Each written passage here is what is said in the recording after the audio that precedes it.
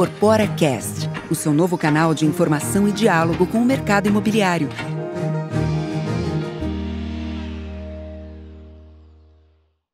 Olá, eu sou Emília Bisotto e começa agora mais um episódio do Incorpora Cast, o seu canal de informação e diálogo sobre o mercado imobiliário. Hoje nós estamos recebendo aqui um convidado especial, que é o Carlo Pereira, presidente do Pacto Global Brasil. Carlos, seja bem-vindo. Obrigado, Emília. É uma alegria estar aqui com você. Bom, e para quem ainda não conhece o Carlo, eu vou pedir para ele se apresentar brevemente, um mini currículo para quem não te conhece. Claro. Obrigado. Uma satisfação estar aqui. E vou fazer até minha audiodescrição, por mais que tenha imagem, mas imagino que tem áudio também. Sim. Sou um homem branco, usa óculos, né? E um cabelo, não sei definir meu cabelo, meio liso, meio sei lá o que, despenteado sempre, né? Essa é a regra dele. E é isso. E eu sou, então, o CEO do Pacto Global aqui no Brasil, né? O Pacto Global é o braço das Nações Unidas para o setor privado. Então, o que a gente tenta fazer é, então, trazer a agenda de desenvolvimento sustentável para as empresas.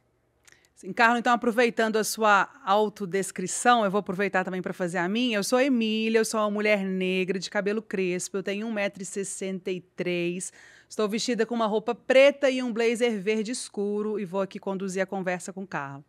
Carlos, então, a primeira pergunta é: você é presidente do Pacto Global da ONU no Brasil, que foi criado lá em 2003, é hoje a terceira maior rede local do mundo, com mais de 1.500 membros e mais de 40 projetos conduzidos no país, relacionados principalmente aos temas de água e saneamento, alimentos e agricultura, energia e clima, direitos humanos e trabalho, anticorrupção, engajamento e comunicação. Como você enxerga a atuação do país frente à agenda pautada pelos Objetivos de Desenvolvimento Sustentável? Conta pra gente. Vamos lá. Bom, quando a gente pensa na Agenda 2030, nos ODS, Objetivo de Desenvolvimento Sustentável, a gente está falando numa agenda de desenvolvimento, né, no final do dia, porque a gente trata desde questões de PIB, né, nos ODS ali, questões de mortalidade infantil, questão de emissão de gás de efeito estufa, água e saneamento, enfim, corrupção e os vários temas da sociedade, né? É claro que a gente não trabalha com todos eles dentro do pacto. Dentro dos temas que a gente trabalha no pacto, que você bem trouxe, eu diria que o setor privado brasileiro está se engajando bastante, né? E uma coisa interessante da gente notar, você bem trouxe aí que a gente é a terceira maior rede do mundo, de 70 que existem, né? É a rede que mais cresce há 3 anos, então isso mostra que o setor privado está se engajando, né? É claro que tem uma diferença entre se engajar, estabelecer compromissos, publicar esses compromissos e de fato fazer, né? Sim. Mas a função do pacto é justamente essa, né? É ajudar as empresas no entendimento desses temas, né? No estabelecimento dessas metas, e a gente também monitora essas empresas, né? Então, isso que a gente faz. E nesse sentido, a gente vê então um engajamento cada vez maior. Carlos, você falou de monitoramento. Como que funciona esse monitoramento nessas empresas? Conta um pouquinho. Depende do tema, né? Então, por exemplo, um tema super importante hoje em dia é a questão do clima, né? Então, a gente representa na América Latina o SBTI, que é o Science Based Targets Initiative, que é a iniciativa do Pacto Global e outras organizações, CDP, WWF, WRI, que é para estabelecer metas de neutralidade de carbono baseado na ciência, né? E nesse sentido, essa organização internacional, então, faz o monitoramento, né? Outras iniciativas que a gente tem aqui, vou citar duas só para exemplificar, uma que é, então, estabelecimento de metas de mulheres em cargos de alta liderança, né? Então, a gente quer até 2030 que o Brasil tenha mais 11 mil mulheres em cargo de alta liderança, acima de diretoria, né? Para isso, a gente precisa que as empresas estabeleçam metas de 50% até 2030, né? É ruim falar isso, principalmente para uma mulher. Sim. A gente deveria estar no meio a meio já, né? Mas a média é 11%, então é um salto muito significativo, né? E a gente que monitora diretamente ali no pacto com uma coalizão de outras organizações, como, por exemplo, a ONU Mulheres. O outro tema só que eu traria é a questão étnico-racial, né? Então, a questão étnico-racial, a gente tem muitos parceiros também, mas tem uma sociedade ali, porque não com CET, né? Que é uma ONG que trabalha com esse tema há muito tempo. E o que a gente faz ali, primeiro, né? Como estabelecer a meta? Já difere de mulher, porque mulher, a gente tem uma média de 52% no Brasil e todo lugar é mais ou menos assim. Pessoas negras não, né? Então, Salvador, a gente tem mais de 80%. Florianópolis, a gente tem 10% mais ou menos, 11%, 12%. Né? Então, não dá para a gente querer falar assim, olha, ali em Salvador a gente vai querer ter 50%, né, de pessoas negras em cargo de liderança e também 50% em Florianópolis. Não faz sentido. Então, o que a gente tem que ver é fazer esse censo dentro da empresa, considerando as regiões nas quais ela está inserida, e então estabelecer essas metas e a gente, junto com o CET, a gente monitora. Um recorte, então, regional para poder validar de que forma vai ser feito. É isso aí. Carlo, a Agenda 2030 é o plano de ação global firmado por 193 países membros da ONU para erradicar a pobreza e a promover vida digna a todos. Quais os novos desafios para o mercado e as instituições privadas frente a essas premissas? Conta pra gente. Os desafios são muitos, né? E o que a gente tem visto, a gente está num momento bastante difícil, né? Numa quadra da história bastante complicada, né? Então, desde, por exemplo, a questão da guerra, que a gente está passando por uma guerra que está complicando bastante, enfim, o mundo como um todo em várias questões. Também a questão da pandemia, né?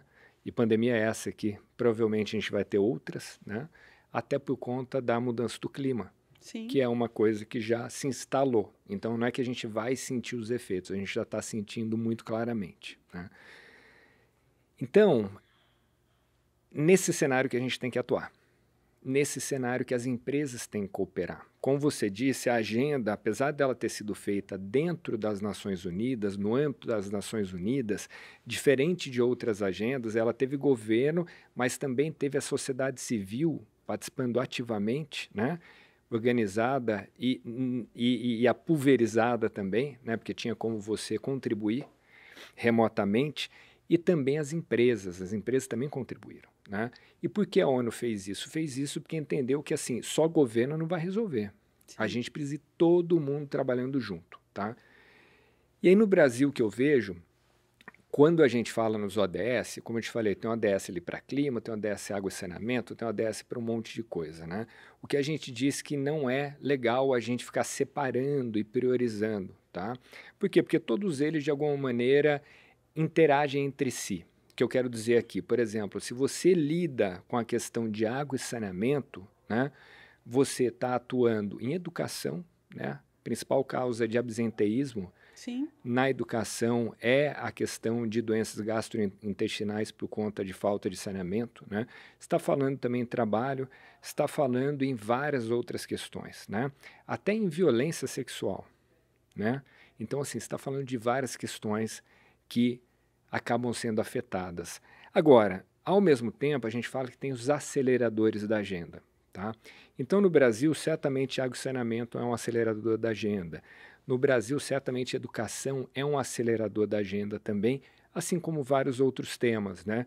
E nisso, e para finalizar a resposta, nisso a gente vê uma demanda clara da sociedade, né? Tem a pesquisa Barômetro da Confiança, que eu gosto sempre de usar, que pesquisa em 33 países, e a média é similar, né, no mundo todo, e no Brasil não é diferente. 80% das pessoas querem que a liderança empresarial venha à frente para debater temas que não necessariamente estejam atrelados ao negócio, tá? Ou seja, porque é uma liderança reconhecida. E, ao mesmo tempo, e por consequência, 80% das pessoas querem que as empresas atuem nessas questões, né? Então, querem que a empresa atue na questão de desigualdade, de renda, sem contar a questão de desigualdade de gênero, desigualdade racial, né? Então, é um momento que, e assim, tem que tomar muito cuidado, não tem que, claro, fazer o papel do governo, mas as empresas estão sendo convocadas para ter uma atuação cada vez mais sistêmica, eu diria. Conta então como que funciona essa mobilização da Pacto Global Brasil a esse respeito, a respeito dessa consciência das empresas, da sociedade como um todo, dessas urgências todas que a gente já disse aqui? Sim, o pacto ele trabalha de duas formas muito claras, né? Uma forma que eu diria individual, tá? Que é ajudar a empresa a entender a empresa e a liderança daquela empresa, tá? A entender aquele tema e trabalhar dentro de casa. Esse é um ponto, tá? Para quê? Para que a gente consiga atingir aquelas metas que eu comentei, né?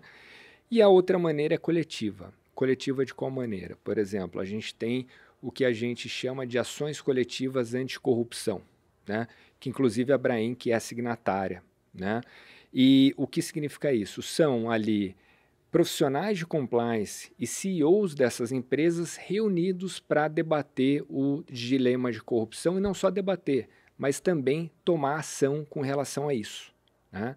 Então, esse é um exemplo. E aí, só para finalizar, um outro exemplo são projetos, como você bem disse no início, mais de 40 projetos, que são ou projetos que a gente importa de algum lugar e traz aqui para o Brasil, ou projetos que nascem aqui de alguma empresa ou da minha equipe no Pacto Global, né? Por exemplo, Blue Keepers, que é um projeto de economia circular em oceanos, né?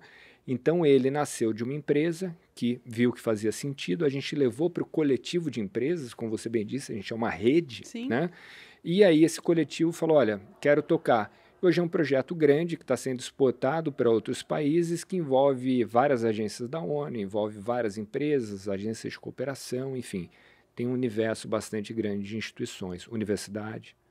Sim, Carlo, ainda falando sobre isso, você acredita que a pressão social, principalmente dessa nova geração que está vindo, dos jovens, que cobram ações sustentáveis em prol do meio ambiente, tem surtido efeito frente às empresas públicas e privadas para assumirem compromissos com as ODS? Não tenha nenhuma dúvida com relação a isso, né? O que a gente vê tem duas linhas de discussão nesse sentido, né? Uma linha que diz que, na verdade, o que importa é o espírito da época, né? O Zeitgeist, ou seja, que, independente da minha geração, hoje em dia a preocupação com o meio ambiente é muito grande, ou com questões, por exemplo, a questão de misoginia, a questão étnico-racial, várias questões, né? A gente tem, de fato, um outro conjunto de valores do que a gente tinha 30, 40 anos atrás, né? Do que tinha 10 anos atrás. A outra linha é que, assim, independente do espírito da época, dos valores que estão naquele determinado tempo, né, período de tempo, existe-se uma diferença entre as gerações. E é isso que a gente vê, né? Os dados comprovam isso, que assim, os baby boomers há 20 anos atrás pensavam de um jeito de meio ambiente, hoje pensam diferente, mas a geração Z pensa de um jeito de muito maior cuidado com o meio ambiente ou questões de sustentabilidade em geral, né? Então, né, hoje o pessoal já nasce com sustentabilidade embutido, Com chip, né? Exatamente. E a que se deve a isso, na sua opinião? Essa evolução mesmo, né, de geração para geração, a que se deve a isso? Você acredita, e diante da sua experiência, do que você acompanha, inclusive, a respeito de pesquisas? Olha, nada nasce do acaso, né? Eu, por acaso, sou químico de formação, tudo é um acúmulo de conhecimento no final do dia, né? Então, essa discussão não começou agora, essa discussão começou há muito tempo, né? Por exemplo, a primeira convenção da ONU pensando em meio ambiente foi de 72. Então, a gente acabou de, esse ano, teve um evento em Estocolmo para falar dos 50 anos da conferência, né? E eu diria que, assim, a velocidade, infelizmente, principalmente em clima, é muito inferior ao que a gente deveria estar. Né? Sim, Hoje a gente vê, por exemplo, ainda, o Fórum Econômico Mundial fala, para a gente cumprir o gap com relação de gênero, homens e mulheres, a gente vai levar quase 200 anos. Não é admissível, né? Então, o que acontece é, hoje a gente está num momento que é isso, é um acúmulo de conhecimento que não chegou até aqui. Mas a gente tem que avançar muito mais em vários dos temas e numa velocidade muito maior. Fato é, para finalizar essa parte, que assim, hoje as novas gerações têm muita clareza dessas questões, tá? E são novas gerações que geração Z, milênio, já está no poder, né? Seja instituições públicas ou privadas, né? A geração Z está chegando aí, tem o que chamam no mercado financeiro de a grande transferência. Então, que seria 70 trilhões de dólares, cada organização fala uma coisa, 70 trilhões de dólares que vão passar dos baby boomers para os millennials para frente, entendeu? Então isso tem um poder muito grande de mudar muita coisa. Muito bom. O Brasil é passível, você acha que o Brasil é passível de se tornar um dos líderes da agenda ESG? Completamente, completamente, né? Tem várias questões. Primeiro, quando a gente fala, está muito claro, né? Existem estudos e mais estudos comprovando que, por exemplo, uma necessidade que empresas e países têm é diversidade, né? Então, a diversidade ela traz inovação e, com isso, ela traz um retorno melhor para as empresas, para o país, seja lá para o que for, né? E o país é bastante diverso, né? Hoje a gente está fazendo essa discussão cada vez mais abertamente, né?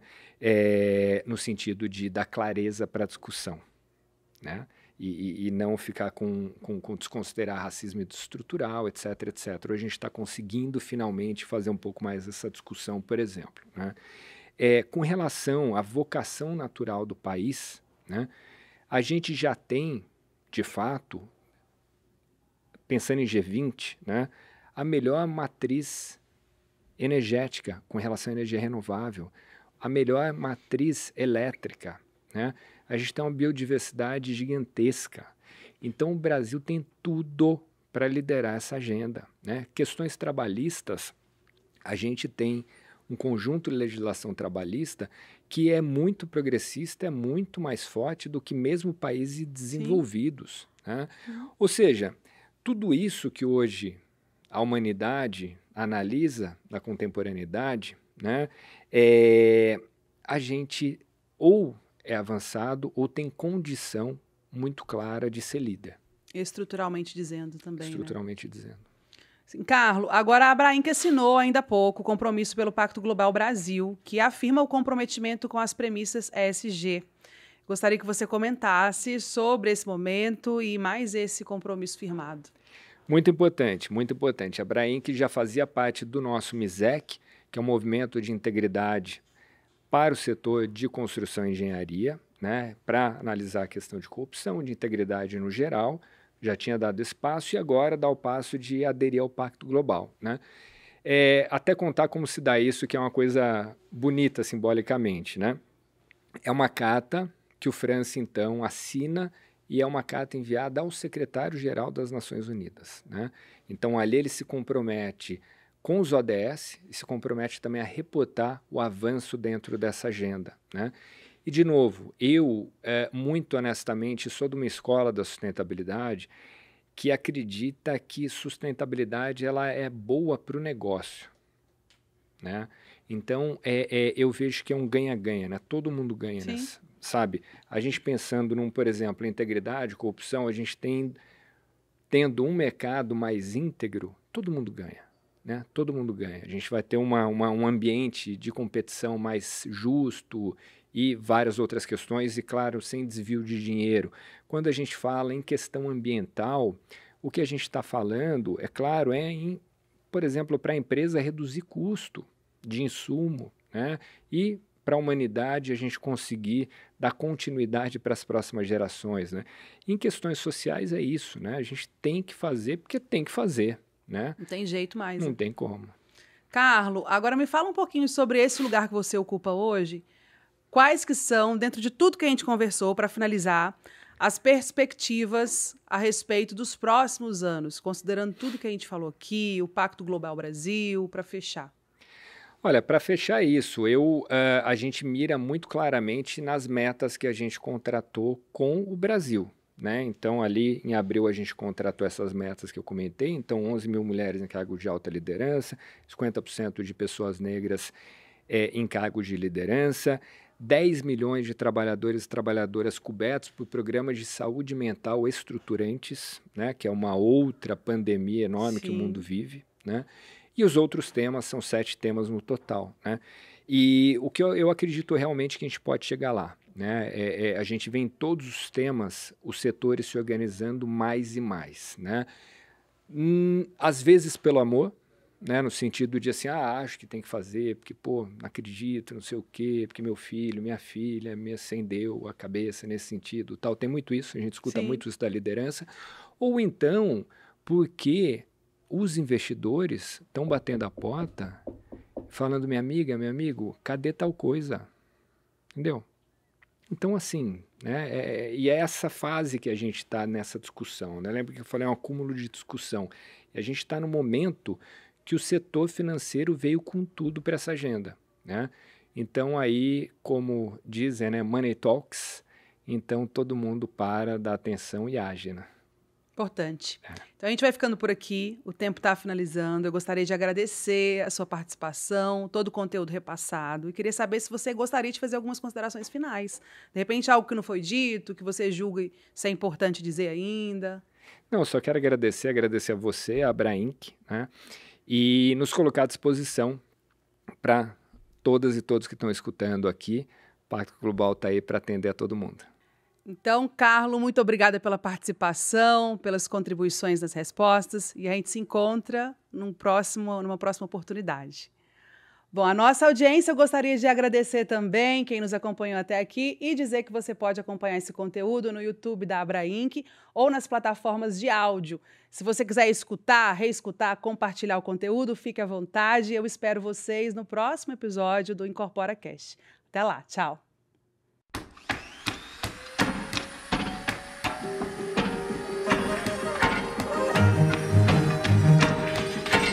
Incorpora Cast, o seu novo canal de informação e diálogo com o mercado imobiliário.